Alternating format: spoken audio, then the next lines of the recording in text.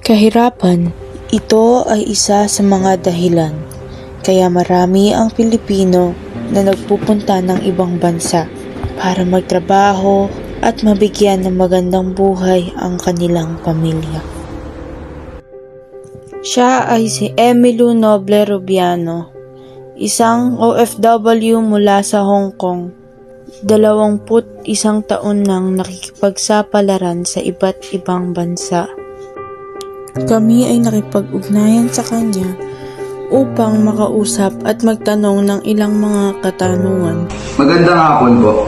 Narito po kami para sa interview namin sa AP. So, ang unang tanong, ano po ang dahilan ng iyong pagmigrasyon? Ang dahilan ng aking pag-alis papunta dito sa ibang bansa ay para mabigyan ng magandang kinabukasan ng aking mga anak. At siyempre, magkaroon din ng magandang buhay para sa aming pamilya. Ano po ang mga epekto ng iyong pagmigrasyon sa inyo at sa inyong mga anak? Ang naging epekto, siyempre, bilang sa masakit para sa amin ang mapalayo sa kanila dahil nagsasakripisyo kami dito sa ibang bansa para maibigay yung kanilang pangangailangan sa araw-araw, lalo na sa kanilang pag-aaral, sa kanilang mga kabuhayan.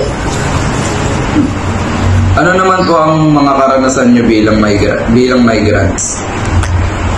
Migrant? Madami ako naging karanasan dahil mahirap ang makipagsapalaran sa ibang bansa, lalo na sa malayo sa pamilya, sa anak, at sa mga mahal sa buhay. Mahirap dahil nagdadalamhati kami, nalulungkot kami. Especially na homesick din dahil namimiss namin ang aming mga anak. So, next naman pong katanungan is, paano nyo inilarawan ang inyong unang taon sa bilang sa ibang bansa? Ang unang taon ko, dahil marami na rin ako naging karanasan dito sa ibang bansa dahil sa una, malungkot, nakakalungkot dahil hindi mo, malayo ka, nagtatrabaho ka para sa mga anak mo, sa aking mga anak. At higit sa lahat, nag-a-adjust ako sa trabaho ko dahil hindi ko alam kung ano ang magiging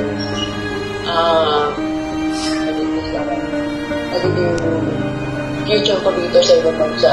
At okay ba rin ang amo ko, ang aking trabaho, ang aking makasalamuhang ibang tao.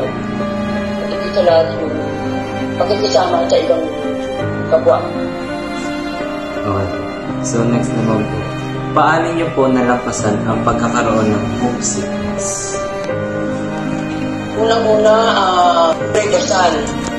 Yun ang unang-unang dinasal ko na malampasan ko ang lahat ng mga paghihirap ko dito, yung kalungkutan, ang homesick, lalo na yung homesick dahil yun ang unang-unang kalaban namin dito na napalayo sa mga anak namin, sa pamilya. Lalo namin pinagtitibay ang aming loob, maging malakas kami, maging malusog para malabaran namin ang mga circumstances, yung mga paghihirap at sakripisyo namin dito sa ibang bansa. So last na tanong po para sa akin is, ano po ang pinakamalaking pagkakaiba ng kultura doon kumpara sa Pilipinas? Pagkakaiba? Dahil dyan sa Pilipinas, ang hirap ng buhay kaysa dito. Dito kasi, ang kailangan dito talagang todo yung trabaho mo. I mean, 24 hours, kailangan i-focus yung trabaho mo. Lalo sa pag-aasikaso mo sa bagong pamilya mo dito sa ibang bansa o sa trabaho mo. Sa Pilipinas kasi mahirap ang buhay yun dahil walang trabaho, kailangan mong maibigay yung lahat ng mga pangailangan ng mga anak. At higit sa lahat sa pamilya. Okay, next. Ano po ang hamon nyo na hinarap nyo bago umalis ng Pilipinas?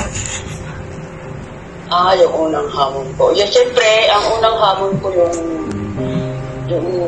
pagkakaroon ng determinasyon na maibigay ko yung pangailangan ng mga anak ko, ng pamilya ko, at sa lahat ng mga taong nangailangan. Siyempre, ang hinahamon ko yung ang hinahamon ko yung pagiging malakas upang labanan yung lahat ng mga pagsubok, lalo na sa na malayo ka sa pamilya mo. Next, ano po ang pinakamahirap na bahagi ng pamumuhay sa ibang bansa? Pinakamahirap? Marami. Ang una yun, siyempre, hindi mo alam pagdating mo dito sa ibang bansa, hindi mo alam kung ano yung ugali ng magiging amo mo. Kung mabuti ba sila o masama. At hindi mo rin alam kung bigla ka nilang i-terminate, yung paalisin ka sa mismong araw ng pagtatrabaho mo. Na on the spot, aalis ka sa bahay ng amo mo. Yun ang pinakamahirap. Next, ano po ang mga sakripisyo na ginawa nyo para sa inyong pamilya? Marami. Siyempre, marami akong naging sakripisyo dahil tinis ko ang lahat. Lalo na yung mapalayo sa pamilya, sa mga anak ko. Una-unang sinisip ko yung kinabukasan nila at yung mga pangailangan nila sa araw-araw.